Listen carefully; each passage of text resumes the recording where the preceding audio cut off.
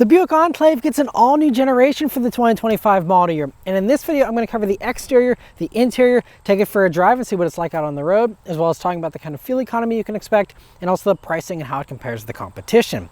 So as far as the styling here on the brand new Avenir, well, I think it's a really nice look. We have this signature Wildcat-inspired concept car looks here to the front end with those very slender LED accent lights and the actual headlights lower there in the bumper. And that's a trend we see in other makes and other vehicles, but it looks really nice the way that Buick has integrated it alongside that very bold grille that looks really sharp. Also, this one in ocean blue looks fantastic as well.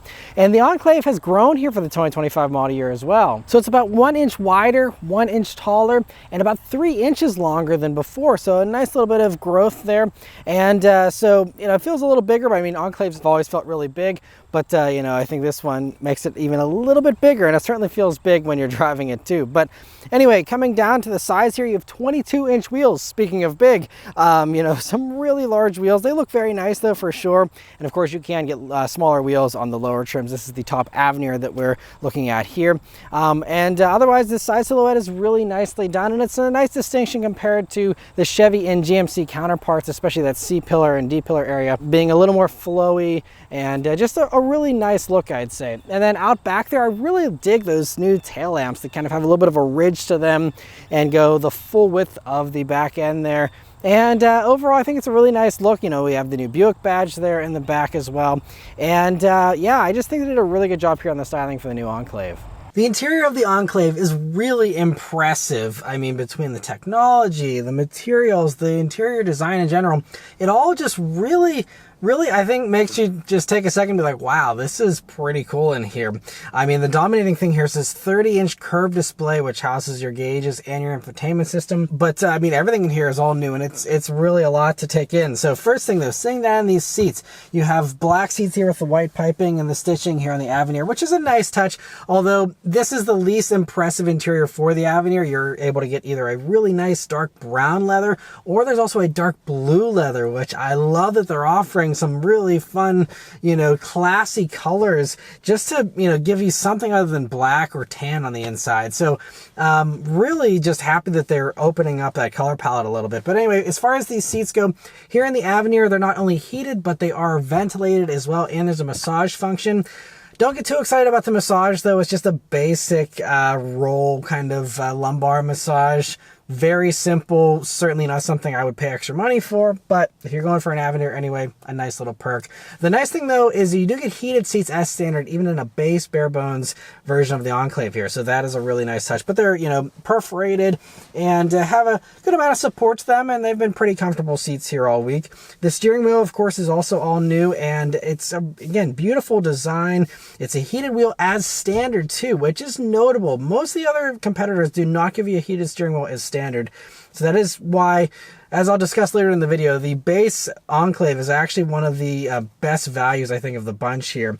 But as far as, the steering wheel design itself, it's really great. It has it's a 9-3 grip, but it's almost a tiny bit lower than that, but a really comfortable position for your hands here. Paddle shifters here on the back of the wheel, which is kind of silly. I don't know why they bothered to spend the money to put those in, but you do have, a decent amount of buttons here on the wheel, but not too overwhelming once you get used to it. But then moving on to the gauge cluster here, again, so that is the first half of this big curved display, and it's really nice. Now, it's very simple, but we are in a Buick, so that is okay. It's not supposed to be anything fancy or packed with gauges or anything like that. But aside from the fact that the tack is tiny and all that, there's actually just a couple basic little views for it here. You have, just the basic speedometer, but you can also have Google Maps on there or Apple Maps. It actually just defaults to whatever your CarPlay is running, and so that's really great. But you can also just have, the built-in Google Maps there just natively, since that is built into this Google built-in system that we have, and I'll talk more about that in a second. But not a ton of adjustment there other than those themes, but still just really well done in my opinion.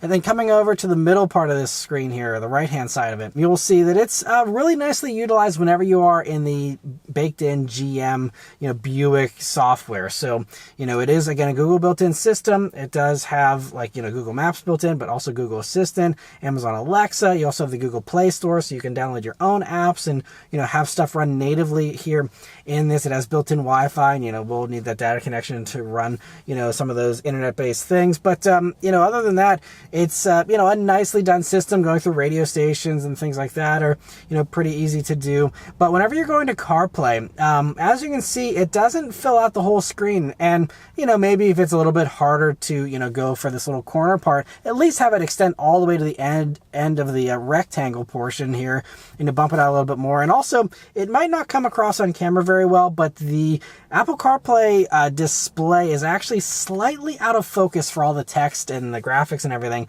So it doesn't seem like it's a great Apple CarPlay integration, honestly, and it has been a tiny bit laggy sometimes. It's rare. Usually it works pretty well, but it's not perfect.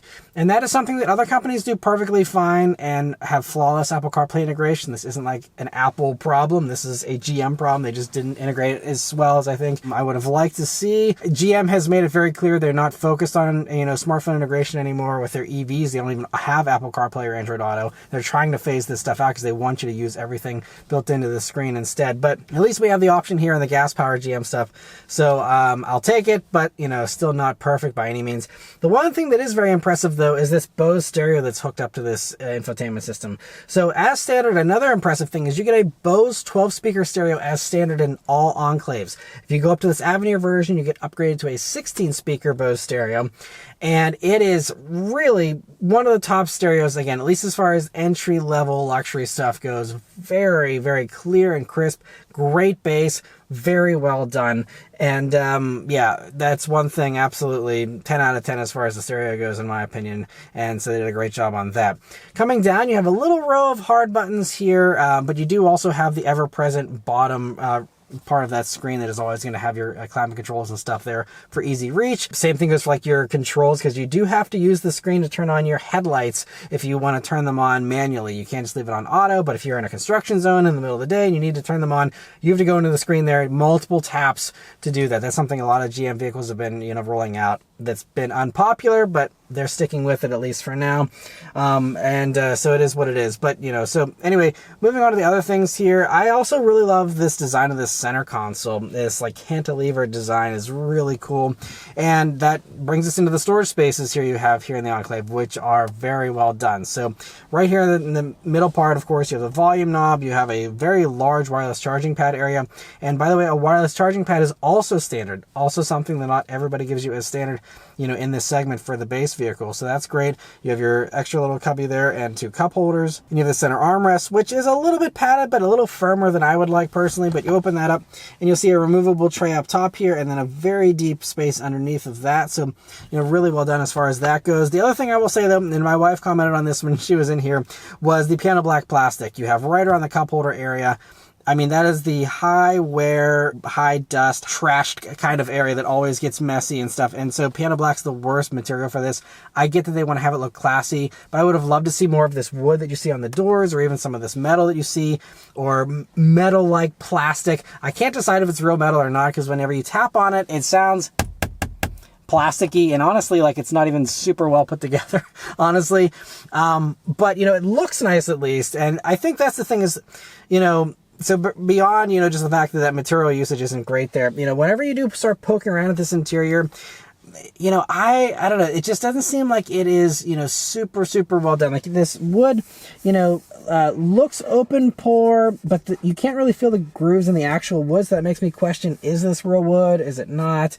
We do have some real metal here for the speaker grills, which is nice. And like even the door handle is a nice little design in my opinion. We do have some padding on the doors and some nice perforations in the leather and stuff. But, you know, to me, it's close to feeling, you know, like a luxury brand, but to me, it still is, you know, whenever you, again, go beneath the surface a little bit, where things start to seem, you know, a little less high-end than some of the actual luxury competitors. Like, you also have, like, some, you know, stitching and stuff down here by your knee, but it looks like the fit and finish isn't perfect, and also, it's a little bit hard. I wish this was a little more softly padded. You know, minor little things. You know, if you're going to be nitpicky, they might let you down. If you're not nitpicky about that stuff, you know, again, at first glance, this is very impressive, and it feels overall, you know, still very nice regardless. But anyway, the other storage components, you know, beneath this huge center console, you have a very deep area, and it does have a nice wide opening, so you can actually access that nice and easily, and that's really well done. You also have a nice pocket here in the doors with a bottle holder built into it. Yeah, so I mean, overall, you know, really impressive vehicle here up front nonetheless. Moving on to the second row here in the Enclave. It's pretty nicely sized. So, of course, here in the Avenir, we have captain's chairs. You can get a bench, though, still, if you would like.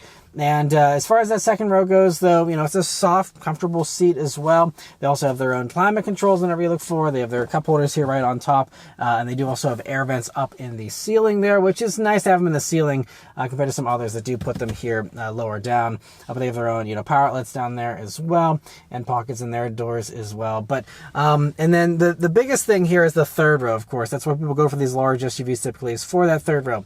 And this one is okay. So first off, getting into that third row, some of the others like the MDX and even the TX, it's a full power kind of system. This, you press a button and it kind of gives you a head start. It kind of gives you a little bit of help to start off, but then you have to still push it out of the way to get access to that third row there. But then once you are in that third row, it's okay. So even though this vehicle's got an extra 3 inches of length, it doesn't seem like the third row is that much better.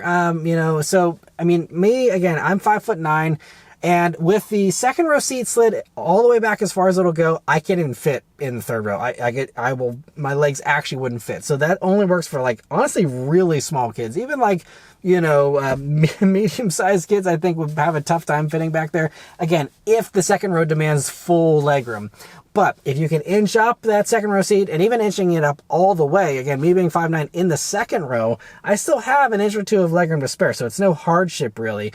But, you know, with it fully slid forward, then that third row does become usable for adults, and I do have, you know, a good amount of space there, a couple of inches of legroom there. And the really standout thing that a lot of the other competitors can't say is that headroom is great in the third row. Again, for a 5'9" person, I have several inches of headroom, and that is not common in this segment. So I think they did a great job on headroom in third row. Just wish they would have maybe extended this out with the length, just even a tiny bit more there to give you a little bit of extra space. But anyway, there are cup holders back there, their own USB-C jacks, and they also do have air vents right there, almost like at forehead level for that third row. You know, and so that'll be great to keep everyone nice and cool.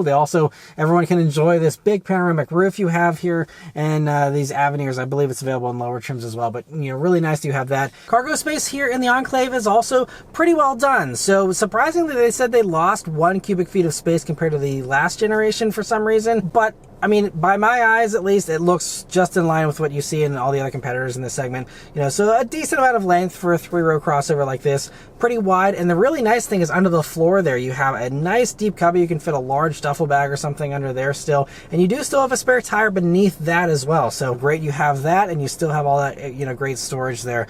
But, you know, a pretty decent amount of space for something like this. Of course, if you want to have a huge amount of cargo space in a 3-row vehicle, you got to go up to, you know, the Suburbans, the long versions of those actual truck-based SUVs, stuff like that. But for a regular mid-size 3-row crossover, this is pretty well done. Overall, a really impressive interior. The last thing to mention is that you have also ambient lighting as standard. So even at night, this is a really nice looking interior. The Avenir version gives you dynamic ambient lighting, so that'll have some motion to it. You know, certainly probably not something to run out and pay thousands of dollars extra for the Avenir for, but, you know, all these things combined between, you know, the ventilated seats, that ambient lighting, the extra speakers in the stereo, yeah, there's some nice extra content here at the Avenir, in addition to the nicer look, the nicer trim, the new interior colors that it opens up and all that. You know, it's a very premium feeling interior, even if it's not the most luxurious in this segment. But let's start up and go for a drive. The Enclave here has the Buick key with the new logo, which is nice, but otherwise just a plastic key. I mean, a little bit of metal here on the sides, but this is the same key you get in a Chevy or GMC or something like that.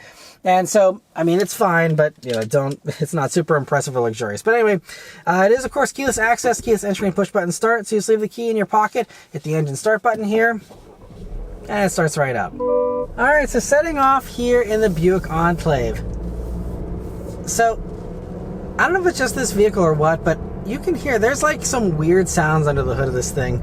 And that's the first thing I noticed, is just not only the weird sounds, but also the loudness of this engine. It is noisy, which is funny considering Buick has said that this has more sound deadening than the Chevy Traverse and the GMC Acadia that this shares a platform with. This is the quietest of the bunch, more sound deadening, has laminated windows, there's triple sealed doors, and they went to all these lengths to, you know, quiet everything down. And to me, it's actually noisier in here, especially when you're on the gas, but even when you're not. And as I will demonstrate here, I'm going to turn onto this back road and accelerate, and let's see how it accelerates.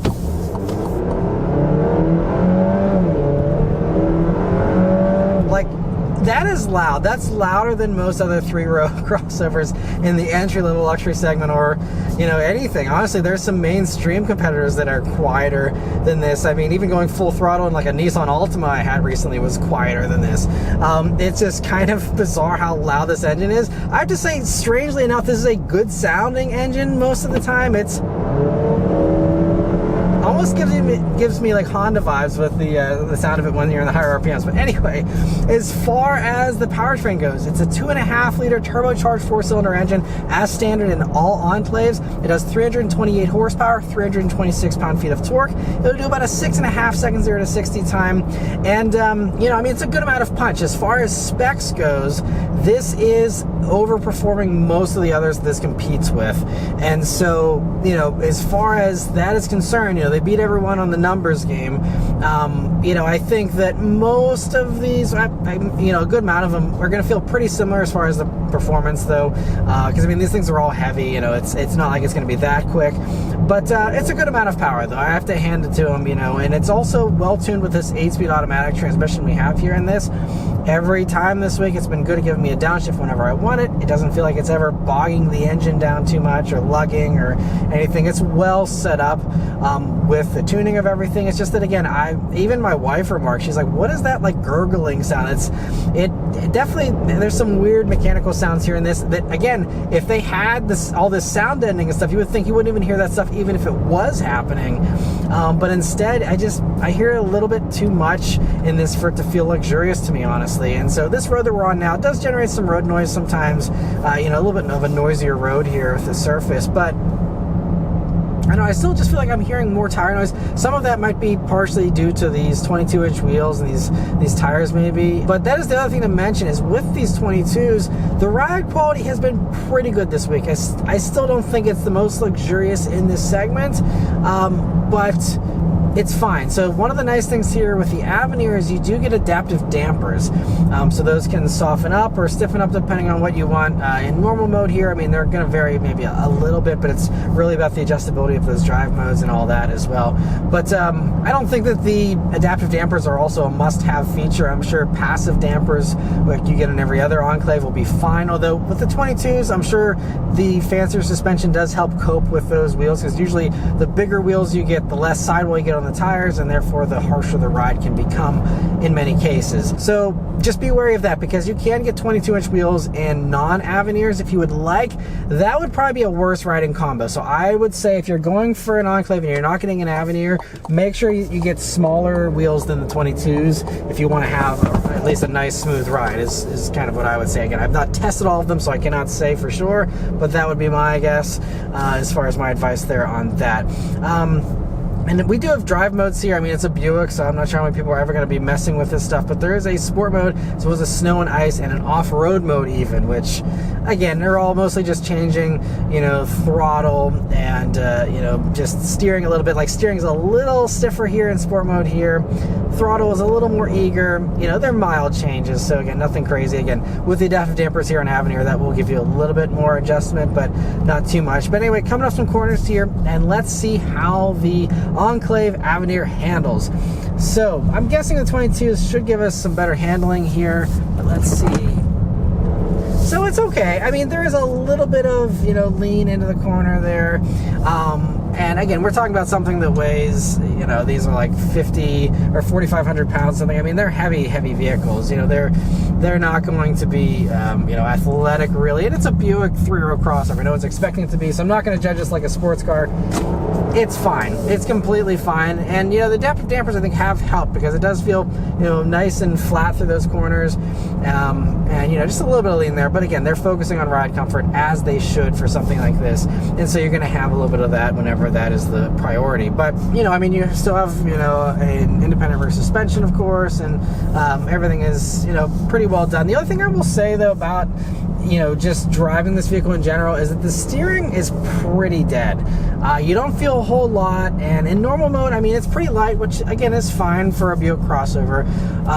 But even in this sportier mode here, I'm still not really getting that much feel through it. I mean, it's okay, but you know, again, this is something where most of the competitors that I've tested, at least, do a better job. I think even the Lexus TX give you a little bit more feel, but I mean, certainly the MDX is much better with its steering, and is really enjoyable. And also, I think a competitor is the Mazda CX-90 that also has really, actually very good steering. So you don't have to settle for that, you know. But again, I don't know how many people pay attention to steering feel in their you know, 3-row luxury crossovers. But if you are one of those people, just know the Buick's not going to be the most dynamic. And I mean, that goes for the other stuff too. I mean, if you do appreciate better handling, again, I think MDX is really, really a good handler. It's one of my favorites in this segment. But also, again, if you're willing to be open to the Mazda, that thing is fantastic. It's a rear-wheel drive based all-wheel drive platform, longitudinal engine. It is like the way to set something like that up if you want to, and that handles phenomenally well for what it is. So, you know, if you are out for a sportier feel through corners, check out the Mazda, check out the Acura, but I would skip the Buick if that is one of the things you're concerned about. You know, I will also give them a little bit of credit as far as the sound ending goes. Whenever the engine is quieter, I'll go ahead and take it out of the sport mode here and have it try and relax itself a little bit here. But, you know, this road still has a little bit more road noise, but I really don't hear too much of the cars passing by, so there is some quietness. We will test that out on the highway here in a second, but, you know, it is a fine cruiser, and especially once you have a conversation going or you have the music going, especially if you crank up this fantastic Bose stereo like I've been doing most of the week, you don't hear anything else anyway. So, you know, I'm not trying to dwell too much on the sound ending thing, because for most people it probably isn't that relevant anyway. Visibility here in the Enclave is pretty good. You have, you know, a nice large windshield. The dashboard drops down pretty low. A-pillars are kind of thick, but they're far enough away that they haven't blocked my view at all this week. And view of the back is great, especially if you have this camera rear view mirror where you have an unobstructed view all the time. But even if you don't have that mirror, you know, this the regular mirror is, you know, still a really good view out.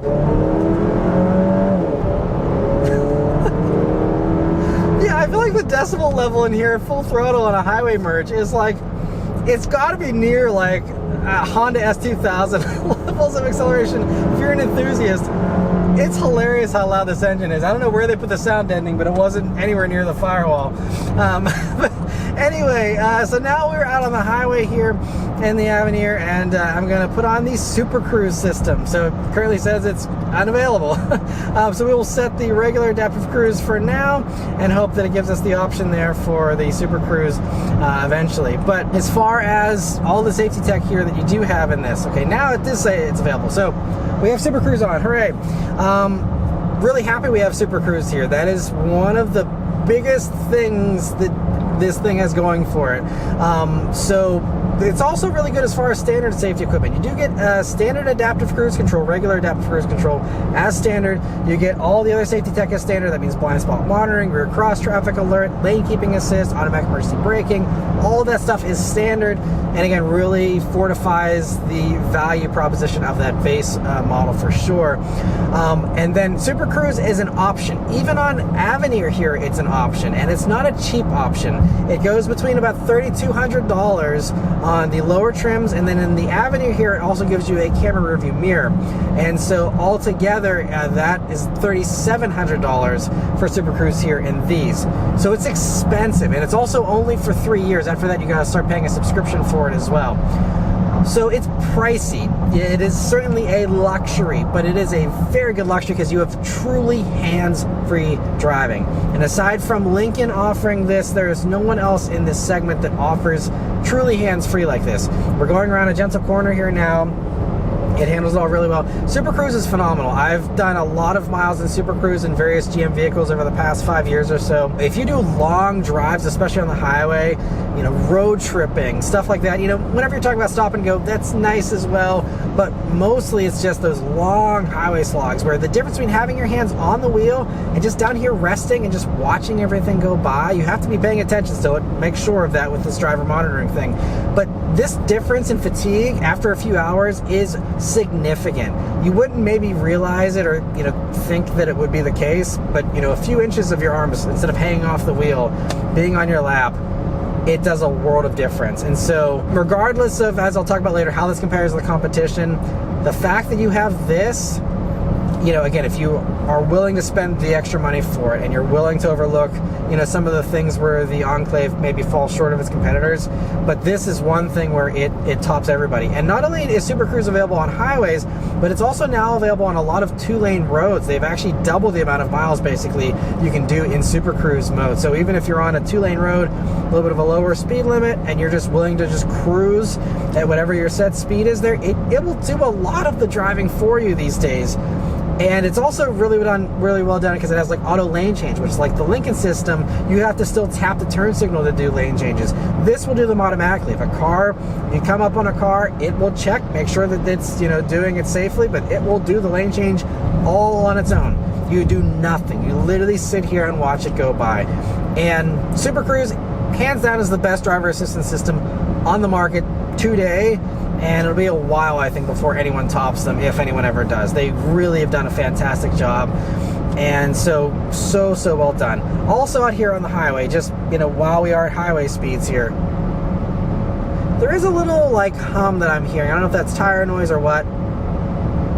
Wind noise is pretty subdued, though, honestly. So it is pretty quiet. I think, again, I'm believing them when they say there's all this extra sound deadening, and I think it really does go to quiet that road noise a little bit. But, you know, it is a pretty nice highway cruiser. And again, with the stereo going, or conversations going on a road trip, you know, maybe if some of the others are quieter, it doesn't matter, because in this you're more relaxed anyway because of SuperCruise if you pay for it. And so, I mean, I have to say, if you're going to do long highway drives, this is my favorite.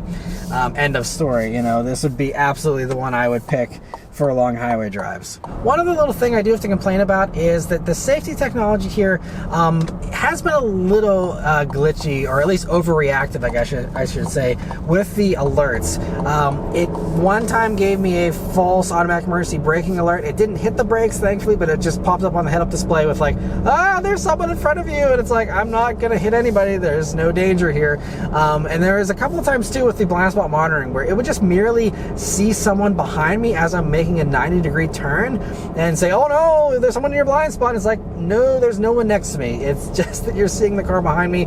So a little bit of fine tuning there with the blind spot monitoring, I think, is it not only gives you like the flashing lights, but it also taps your seat with the haptics, you know, whenever it alerts you. So it's, you know, pretty pronounced alert, and they do a good job with alerts, but, you know, it's hard to take them seriously if it's giving you a lot of false stuff all the time. So just something that needs a little bit of tweaking. As far as fuel economy goes here in the Enclave, they're rated at 19 mpg in the city, 24 on the highway, and 21 combined. And in my driving here this week, my trip info here, I didn't drive a ton of miles. I didn't, you know, have a ton of time to drive this vehicle, honestly, this week. But in my driving, I've been getting 16.7 mpg.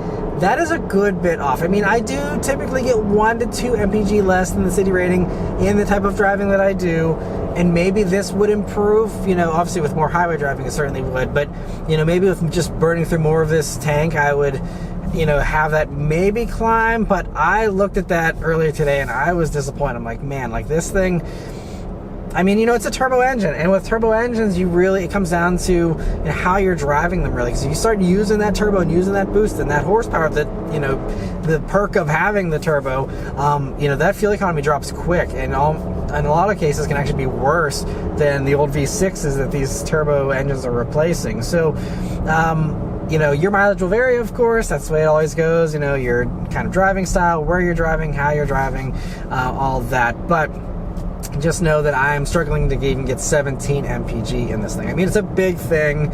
it's heavy, it's luxurious. But I mean, that's like 16.7. I mean, that's essentially like Tahoe, like suburban kind of fuel economy almost. I mean, we are, you know, I'd like to see something better. I hope that someday they come out with a hybrid or something for people, you know, to get a little bit better fuel economy in these beasts. But there you have it, 16.7. And then the last thing to mention, though, is the pricing and how it compares to the competition. And that is another thing where Buick has done a very good job, and I have to give them a lot of credit for this. So as far as pricing goes, right off the bat, these start right around $46,395, I believe, is the starting price here. Now, this one, as tested, is $65,000 and change. And again, if you were to drop the SuperCruise option, that would make it $61,400. But I mean, you know, it's a big jump from that base model up to this one of, you know, basically almost 20 grand. And I don't know if this is 20 grand nicer, you know. And the fact is, you can also get SuperCruise here on the lower trims, you know, even on a base one. So I think that as nice as the Avenir is, you know, it just comes down to how much you value those extra, you know, few features. And of course, there are middle grade trims too. It's really simple though. There's like a Preferred, which is the base one. There's the ST, which is a little bit of a sportier look, and then we have the Avenir at the top. So they made it pretty simple, but it's a big spread. And so, you know, because of how strong the value proposition is for that base one, again, you get a heated steering wheel as standard, heated seats as standard, a Bose stereo as standard, ambient lighting as standard, wireless charging. You know, that's all the basics. That's all everyone really needs. And you can option on the SuperCruise, you can option on bigger wheels if you want, you know, and because of those options and just how much standard equipment there is there, honestly, I would say go for a base trim. Base trims are really impressive in a lot of cars these days, just because the level of standard features and all these things is so high that I find myself more and more often recommending base trims, just because, again, prices are ballooning for everything. We all see it. And so, you know, if you don't need to have a basic, simple lumbar massage and, you know, the ambient lighting that moves around and all those other things, again, save yourself a lot of money, go for a base trim. But the other impressive thing about how this is priced is how that is priced compared to the competition. So they've basically undercut everyone as far as proper actual luxury brands. If you consider Buick a luxury brand, even entry-level luxury, you know, and we're comparing it to, you know, the Acura MDX, the Infiniti QX60, or the Lexus TX, you know, those are all a lot more expensive. I mean, the one that gets closest, I think, is the Infiniti. That is a lot less horsepower. That's like 268 horsepower, way less than this. I haven't tested that one, so I can't really comment too much on that, but it just, you know, seems a little bit smaller, you know, it's a little slower, and those even still are $5,000 to $6,000 more than this, whether you're talking base or comparably equipped to this top Avenir one. Either way, you know, you're coming out, and again, you have less impressive tech, you don't have SuperCruise, all that, and then, you know, you go up to the MDX. That's between like $6,000 and $7,000, about $7,000 more expensive, even, you know, base versus base or loaded versus loaded. You know, it's a $7,000 upgrade for an MDX, which also has less power than this. Now, that's a V6, which is nice, and like I said, it handles better, but, you know, tech is less impressive in that. You know, I mean, it certainly has its perks, but, you know, again, I think that for this really undercuts those really well. And I do really like the Lexus TX. That's really my favorite. If you're not on a budget in this segment, it has a way bigger third row, and, you know, it's just a very nicely set up vehicle. I think it feels a little more spacious. Technology is pretty comparable to this and is really well done, but those are like $8,000 to $9,000 premium for those. And again, you still don't have SuperCruise, so on the highway, I'd still rather be in the Buick anyway. So, you know, really the only way to undercut this, if you are open to, you know, other brands where, you know, the premium thing is a little more iffy, that's where there's a little bit of value there. So, for example, the GMC version of this, the Acadia, same platform, same engine, transmission, all that. They have a vertical touchscreen, which is, you know, really big. So if you want something, you know, impressive in a vertical manner instead of a horizontal screen, you know, that is, you know, also very impressive from a tech standpoint. Again, same space, same everything else, same feature content as well, which is notable, like same impressive base features and all that. Those are about $2,400 less. So if you're open to GMC, which is still marketed as a premium brand, the GMC, you know, does save you a couple $1,000s there. But there's one final competitor. Again, if you're a little more open-minded as far as luxury brands, the Mazda CX-90. Mazda's really been pushing up into becoming a premium brand, and if you sit in a CX-90, you'll understand why. Very nice materials. I'd argue nicer materials even than this. Comfort's a little bit better than this. Again, you have a premium platform with a longitudinal engine, rear-wheel drive, base all-wheel drive system like the BMWs out there, and those really top-notch luxury SUVs. So it handles fantastic. It's a 6-cylinder turbocharged engine, even in the base CX-90. A little more premium feeling. It's a less stressed engine than this, Turbo 4, which really has to work hard. Now you do get a little bit less horsepower in that Mazda, but it's a savings of about $3,000 or so for a base CX-90. Now, if you want one that has the same kind of features as a base Enclave here, because basically the base Mazda, you don't get the Bose stereo, you don't get satellite radio or a heated steering wheel. If you want to have the Bose and the satellite radio, you're right at basically the same price as the Buick for the next level up for the CX-90. So same price as this.